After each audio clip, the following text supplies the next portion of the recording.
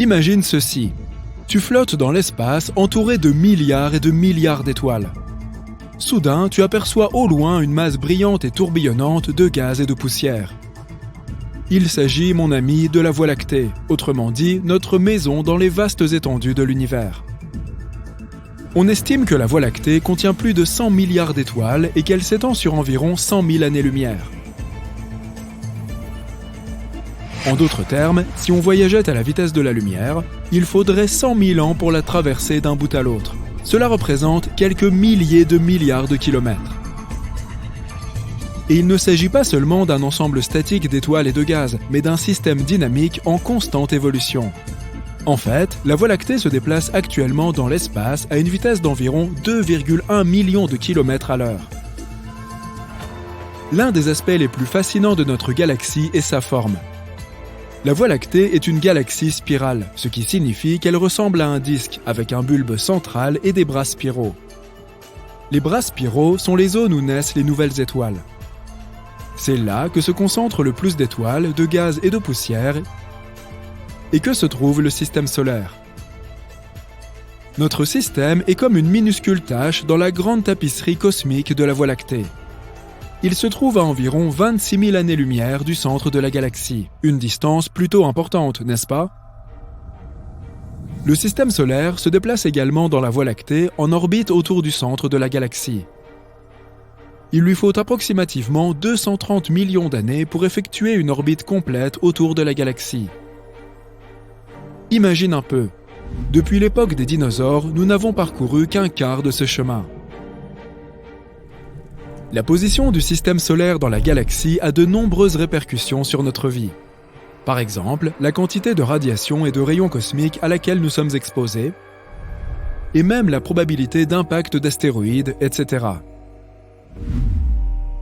De plus, grâce à notre emplacement, nous pouvons jouir de vues étonnantes de l'univers qui nous entoure. Depuis notre point d'observation dans la Voie lactée, nous pouvons observer d'autres galaxies, des nébuleuses et des amas d'étoiles dans des détails à couper le souffle. Nous évoluons aussi dans un voisinage très actif, avec de nombreuses autres étoiles et planètes à proximité. Nous avons donc de la chance. Mais que se passerait-il si nous n'avions pas ces opportunités? Et si la Terre était située au centre de la Voie lactée? Le centre de la Voie lactée abrite une région de l'espace appelée bulbe central. Elle est remplie d'étoiles. C'est comme une boule disco, mais au lieu de miroirs brillants, elle est recouverte d'étoiles. Seulement, cette boule disco est vraiment énorme. Elle a un diamètre d'environ 10 000 années-lumière. Le centre de la Voie lactée abrite également des environnements extrêmes qui feraient frémir même le plus courageux des astronautes. Les particules à haute énergie et les champs magnétiques intenses peuvent faire des ravages sur les appareils électroniques et les engins spatiaux. Les champs de radiation intenses peuvent griller tout ce qui se trouve sur leur passage. Ce n'est donc pas vraiment un endroit propice à la vie telle que nous la connaissons. Si la Terre était située près du centre de la Voie lactée, elle serait très différente. Examinons quelques-uns des effets potentiels. Tout d'abord, les radiations. Comme nous l'avons mentionné précédemment, le centre de la Voie lactée est l'une des régions les plus irradiées de la galaxie. Cela rendrait la vie sur Terre très difficile, voire impossible. Certes, nous disposons du champ magnétique terrestre. C'est une sorte de bouclier géant qui nous protège des rayonnements nocifs provenant de l'espace extra-atmosphérique. Mais pourrait-il nous sauver si nous étions situés au centre de la Voie lactée? Malheureusement, la réponse est non. C'est un peu comme essayer d'utiliser un minuscule parapluie pour s'abriter d'une énorme tempête. La galaxie gagnerait donc facilement. Mais le tableau n'est pas si noir. Certains organismes courageux sont capables de s'adapter à des niveaux élevés de radiation. Nous avons vu que la vie sur Terre a évolué pour survivre partout, des profondeurs de l'océan aux pôles glacés de la planète. Imaginons donc ce qui se passerait si nous devions, d'une manière ou d'une autre, évoluer pour survivre dans ces conditions difficiles. Imaginons des humains dotés d'une peau dure et écailleuse qui les protège des radiations et des plantes dotées de structures uniques qui leur permettent de prospérer dans cet environnement lumineux. Mais même ainsi, les rayonnements pourraient avoir des effets très effrayants sur l'être humain. Par exemple, elles pourraient endommager les molécules d'ADN et provoquer des mutations. Imagine un monde où les plantes auraient 5 feuilles au lieu de 4, où les animaux auraient un pelage étrangement coloré, où les gens auraient des yeux d'une couleur inhabituelle, ou d'autres caractéristiques originales. Et ce ne sont là que quelques-uns des meilleurs exemples. Ne parlons même pas des plus moches. En outre, elle pourrait nous faire subir des changements métaboliques. Notre corps pourrait traiter la nourriture et d'autres ressources plus rapidement, ce qui pourrait entraîner des taux de croissance plus rapides et des tailles plus importantes. Les plantes pourraient devenir grandes et larges et les animaux seraient beaucoup plus imposants que la normale. Il existe également sur Terre des organismes capables de produire de la bioluminescence. Grâce à des niveaux élevés de rayonnement, ils pourraient briller encore plus que d'habitude. Imagine que tu te promènes dans une forêt la nuit et que tu vois les arbres, les champignons et même les insectes briller d'une étrange lumière bleue ou verte. À la fois effrayant et surprenant, n'est-ce pas ? Mais passons au prochain grand changement, la gravité. Au centre de la Voie lactée, la gravité est incroyablement forte. Tout cela grâce à un trou noir supermassif, dont la masse est environ 4 millions de fois supérieure à celle du Soleil. Ce trou noir s'appelle Sagittarius A. Et oui, c'est notre voisin maintenant. Génial! Et en supposant que nous ne soyons pas avalés par ce trou noir ou écrasés par cette gravité incroyablement forte, cela pourrait tout de même déclencher de nombreux tremblements de terre et éruptions volcaniques. Ce trou noir serait comme un tyran gravitationnel, tirant et arrachant tout ce qui se trouve sur son chemin. En fait, si nous survivions à ce trou noir, nous participerions tous les jours à une sorte de compétition de surf grandiose. Il suffit d'ajouter un peu de frisson en risquant sa vie. Et oublions l'idée de fuir la planète. Ce ne serait plus du tout aussi simple de lancer des fusées. Oh, et les objets physiques ne seraient pas les seuls à être affectés par la gravité. Le temps s'écoulerait très différemment pour nous. Selon la théorie de la relativité d'Einstein, le temps s'écoule plus lentement dans les zones de forte gravité. En d'autres termes, les terriens vieilliraient moins vite qu'une personne située loin du centre de notre galaxie. Par ailleurs, le centre de la Voie lactée est un endroit très animé. Des étoiles, des planètes et d'autres objets célestes s'y déplacent chaque jour à des vitesses incroyablement élevées. Les positions des étoiles et des autres objets changent constamment. En d'autres termes, il faut dire adieu à la navigation normale.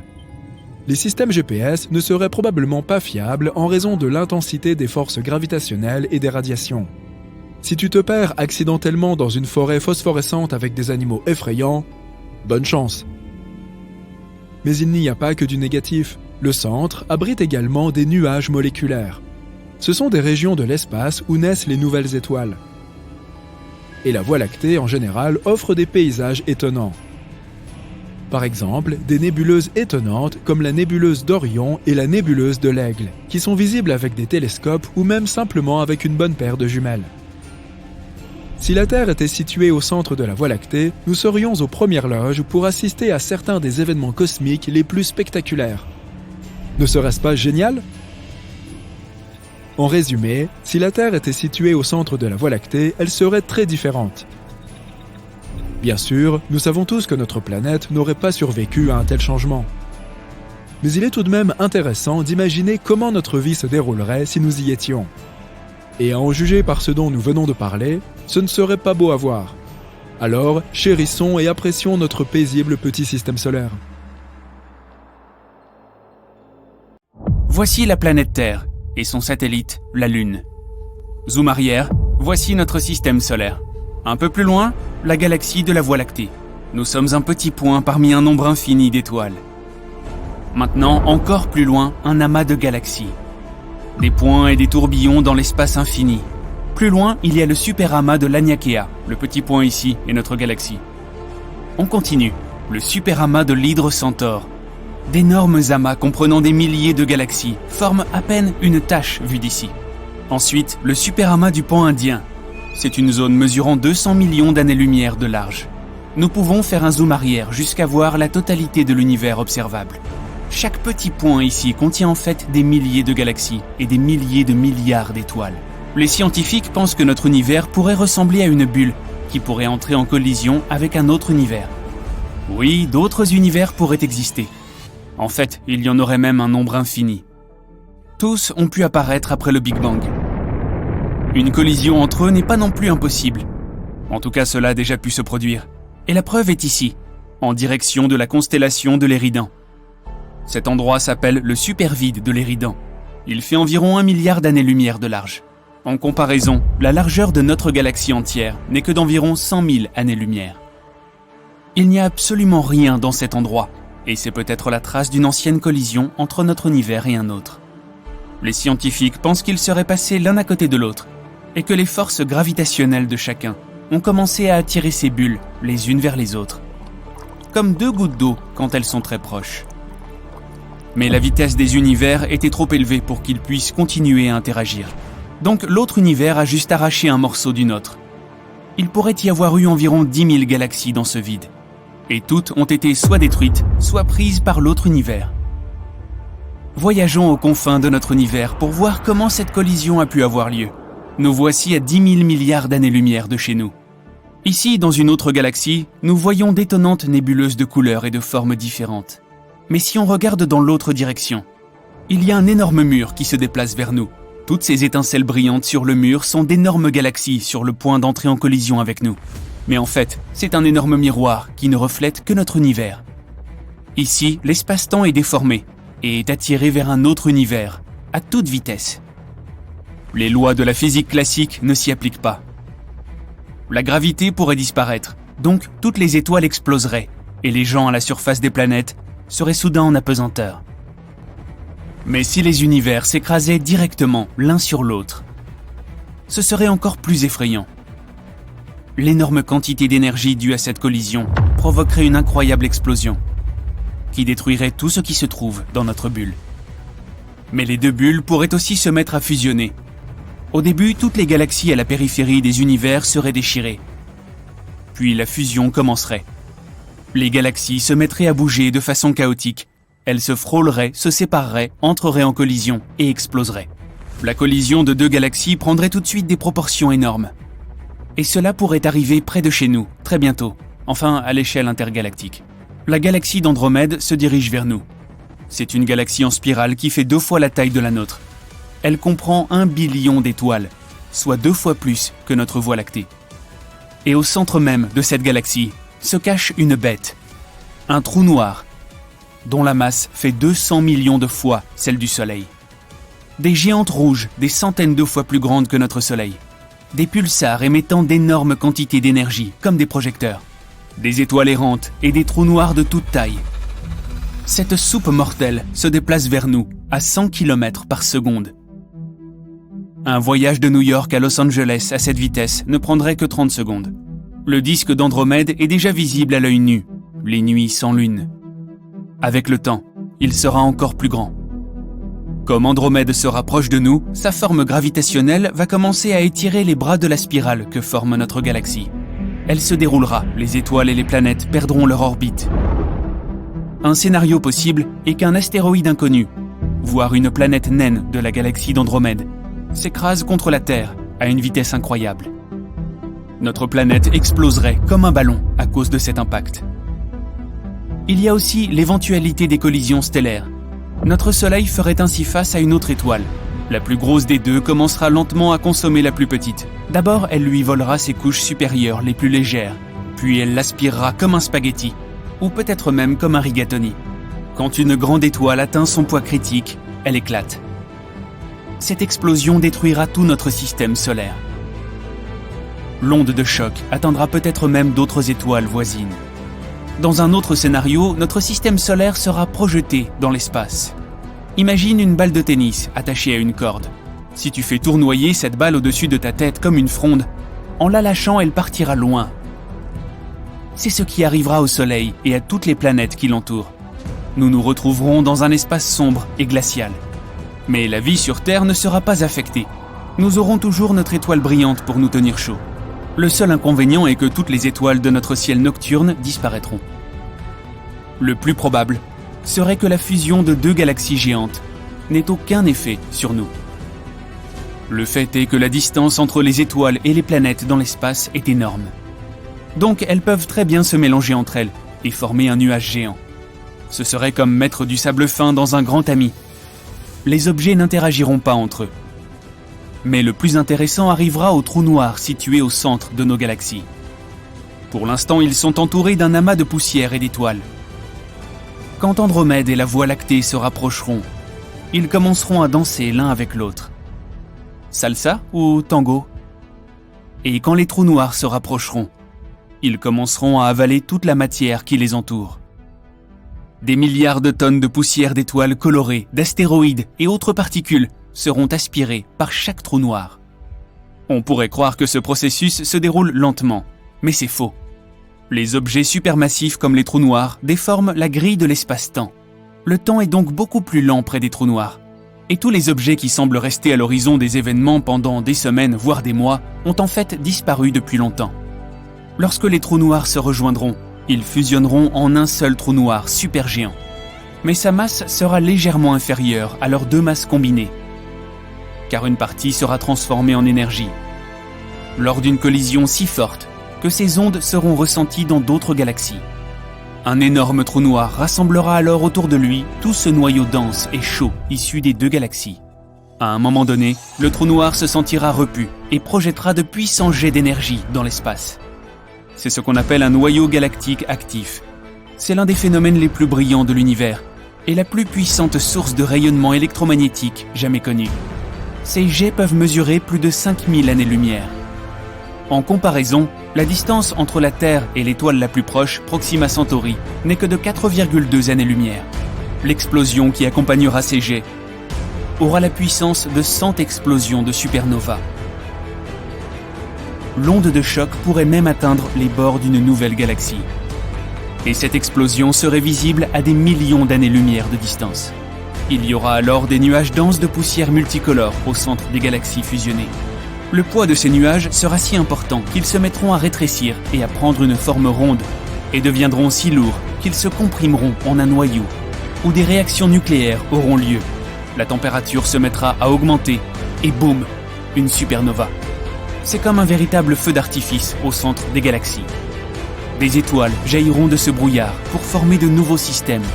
À ce moment-là, les bras des deux galaxies qui s'étaient écartés reprendront lentement leur forme initiale. Le centre supermassif de notre galaxie aura une telle force gravitationnelle qu'il affectera les étoiles et les nébuleuses situées à des centaines de milliers d'années-lumière. Les bras de la galaxie se tordront à nouveau et nous aurons une nouvelle galaxie complétée. La Voie d'Andromède, ou l'Andromède lactée, ou l'Androctée, la Voie Andro-Milky-Méda, blablabla. Difficile à dire. Une récente étude suggère que l'univers est similaire à ton cerveau, mais à une échelle beaucoup plus grande. Le réseau neuronal du cerveau contient environ 86 milliards de neurones. L'univers observable compte au moins 100 milliards de galaxies. Les galaxies et les neurones ont tous deux une structure similaire. C'est un réseau complexe de nœuds reliant de longues fibres filiformes. Mais dans chacun de ces systèmes, les fibres ne représentent que 30% de la masse totale. Et les 70% restants sont soit de l'eau dans le cerveau, soit de la matière noire dans l'univers. Les façons dont les galaxies et les réseaux de neurones se connectent les uns aux autres sont étonnamment similaires. Dans les deux cas, le processus suit les mêmes principes physiques. Toutefois, certains chercheurs affirment que la ressemblance entre le cerveau et l'univers n'est que superficielle. Ton esprit perçoit de petits détails et les connecte les uns aux autres. Puis, il arrive à une conclusion qui n'a rien de commun avec la réalité, comme le cerveau est un mini-univers. Dans des milliards d'années, l'univers va probablement s'étendre tellement que nous ne pourrons plus voir aucune étoile dans le ciel. Pour transformer la Terre en un trou noir, il faudrait la presser jusqu'à ce qu'elle ait la taille d'une bille. Et si on voulait que le Soleil devienne un trou noir, il faudrait le comprimer jusqu'à ce qu'il ne fasse plus que 6 km de diamètre. Une galaxie à sursaut de formation d'étoiles, ou galaxie starburst, est une galaxie qui forme des tonnes de nouvelles étoiles à une vitesse fulgurante. Cela se produit généralement après la fusion de deux galaxies en une seule. Alors que la Terre n'a qu'un seul satellite naturel, Jupiter est entouré d'au moins 79 lunes. Dans l'univers, il n'y a pas seulement des planètes naines, mais aussi des galaxies naines. Elles comptent de 1000 à quelques milliards d'étoiles. À titre de comparaison, notre galaxie, la Voie lactée, est composée de 250 à 400 milliards d'étoiles. Un trou noir supermassif, situé à 250 millions d'années-lumière de la Terre, émet le son le plus grave jamais détecté de n'importe quel objet de l'univers. Il est 1 billiard, c'est-à-dire 1 avec 15 zéros, 2 fois plus profond que ce que l'oreille humaine peut percevoir. La planète Kelt 9b est située à 670 années-lumière de la Terre. C'est une Jupiter ultra chaude, c'est-à-dire une planète géante à la température insoutenable et avec une masse similaire à celle de Jupiter. Sur Kelt 9b, la chaleur est si élevée sur la face éclairée de la planète qu'elle déchire les molécules. Tout liquide flottant dans l'espace se transforme en sphère. Cela se produit également en orbite terrestre basse. Notre galaxie d'origine, la Voie lactée, a plus de 105 000 années-lumière de diamètre. Toutes les planètes du système solaire pourraient tenir entre la Terre et la Lune avec un peu d'espace en réserve. Les trous noirs spaghettisent les objets. Cela arrive quand un objet dépasse le point de non-retour. La force gravitationnelle du trou noir commence alors à étirer cet objet dans une direction et à le comprimer dans une autre. Le premier corps céleste que les astronomes ont identifié comme étant une spirale est la galaxie Whirlpool. Ses longs bras sont faits de gaz et d'étoiles, et le tout est saupoudré de fines poussières spatiales. Quand tu es sur Terre, tu ne peux voir que 5% de l'univers. Une étoile qui s'approche trop près d'un trou noir peut être déchirée par sa force gravitationnelle. WASP 12b est une planète géante située à 1400 années-lumière de la Terre. Elle est principalement composée de gaz. Malheureusement, la planète est condamnée. Elle orbite trop près de son étoile mère. Dans environ 10 millions d'années, WASP 12b sera avalée par son soleil à vide. Notre galaxie, la Voie lactée, et la galaxie d'Andromède, sa voisine la plus proche, vont se rencontrer dans un peu moins de 4 milliards d'années. Lorsqu'elles se heurteront, elles formeront une énorme galaxie elliptique. Une des plus petites lunes de Saturne, Encelade, reflète presque 90% de la lumière du Soleil. Cela fait de cette lune l'un des objets les plus brillants du système solaire. Mais comme elle réfléchit la lumière du Soleil au lieu de l'absorber, les températures à la surface glacée d'Encelade chutent à moins 200 degrés Celsius. La plus haute montagne du système solaire est Olympus Mons sur Mars. Elle est 3 fois plus haute que le mont Everest. Si tu te trouvais au sommet d'Olympus Mons, ses pentes seraient cachées par la courbure de la planète. Dans notre système solaire, Mercure et Vénus sont les 2 seules planètes sans lune. Les scientifiques qui prévoient d'envoyer des robots sur Mars veulent charger les machines avec beaucoup de matériel lourd. Les robots seront également construits avec des matériaux plus résistants. Tout cela à cause de la gravité relativement faible de la planète rouge. Tout ce qui se trouve sur Mars est presque 3 fois plus léger que sur la Terre. La plus grande lune de Pluton fait la moitié de la taille de la planète naine elle-même. Cela fait de Charon, c'est le nom de cette lune, le plus grand satellite connu par rapport à la taille de sa planète mère. Il y a des balles de golf sur la Lune. Elles ont été lancées lors de la mission Apollo 14. Les mathématiciens affirment que des trous blancs pourraient exister, même si les scientifiques n'en ont pas encore trouvé. Si tu tombais sur un trou blanc, tu ne pourrais pas y entrer de l'extérieur, mais tu verrais la lumière et la matière s'échapper de l'intérieur.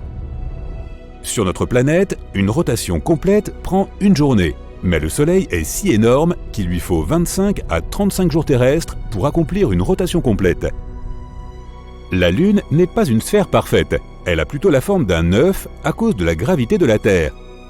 Les combinaisons spatiales protègent les astronautes des énormes différences de température pendant les sorties dans l'espace, de moins 160 degrés Celsius à plus 120 degrés Celsius. Une étoile à neutrons naît après l'effondrement d'une supernova. Après la naissance, elle tourne extrêmement vite, environ 60 fois par seconde. Mais ce rythme peut parfois atteindre 600 tours par seconde.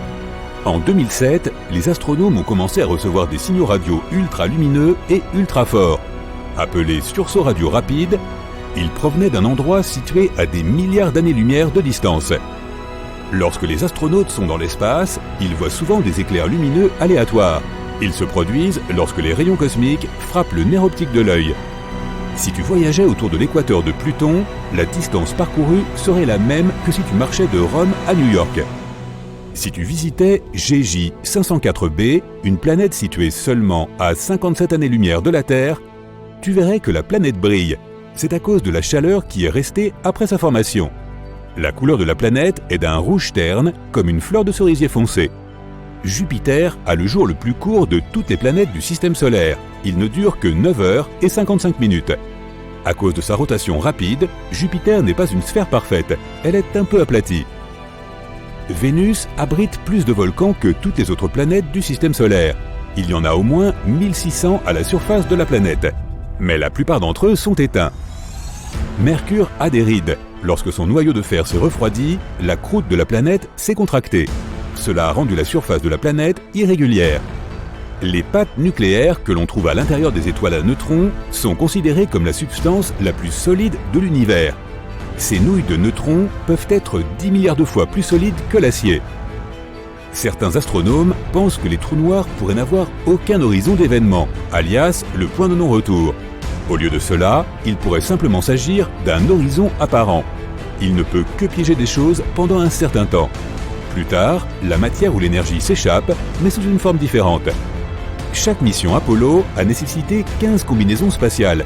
Chaque membre de l'équipage principal, composé de 3 personnes, avait besoin de 3 combinaisons. L'une était destinée à l'entraînement, l'autre au vol, et il y avait aussi une combinaison de secours, au cas où quelque chose tournerait mal avec la combinaison de vol. Et chacun des 3 membres de l'équipage de réserve avait également 2 combinaisons spatiales, une pour l'entraînement et une pour le vol. Les scientifiques pensent que Mercure pourrait encore avoir un noyau partiellement fondu. Cela pourrait expliquer pourquoi la planète a un champ magnétique, même s'il n'équivaut qu'à 1% de celui de la Terre. Les tempêtes de poussière sur Mars sont les plus violentes de tous les systèmes solaires. Elles peuvent faire rage pendant des mois. Sur la planète Kepler 16b, qui se trouve à 245 années-lumière de la Terre, ce ne sont pas un, mais 2 soleils qui se couchent à l'horizon. La planète est aussi massive que Saturne, mais a une densité plus élevée. Il faut 45 minutes pour enfiler une combinaison spatiale. Une fois que c'est fait, un astronaute a besoin d'1 heure supplémentaire pour s'adapter aux nouvelles conditions. Les boules de feu qui frôlent la Terre sont des météores brillants qui entrent dans l'atmosphère terrestre, mais qui la quittent ensuite. Triton, l'une des lunes de Neptune, tourne dans le sens inverse autour de sa planète. C'est la seule grande lune de toutes les planètes connues à le faire. Triton se rapproche aussi peu à peu de Neptune. Les experts pensent que la Lune finira par se désagréger sous l'effet de la gravité de Neptune. Et elle formera alors un anneau autour de la géante gazeuse. La planète naine Haumea, qui est plus éloignée de la Terre que Neptune, est vraiment bizarre. Elle se trouve en orbite dans la ceinture de Kuiper, un anneau en forme de beignet constitué d'objets glacés qui tournent autour du Soleil. Haumea a 2 lunes, une forme bizarrement allongée et un jour qui dure 4 heures terrestres.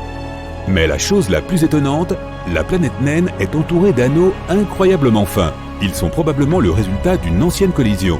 Il faut à Neptune près de 165 années terrestres pour accomplir une orbite complète autour du Soleil. En d'autres termes, depuis que la géante gazeuse a été découverte en 1846, elle n'a fait le tour du Soleil qu'une seule fois.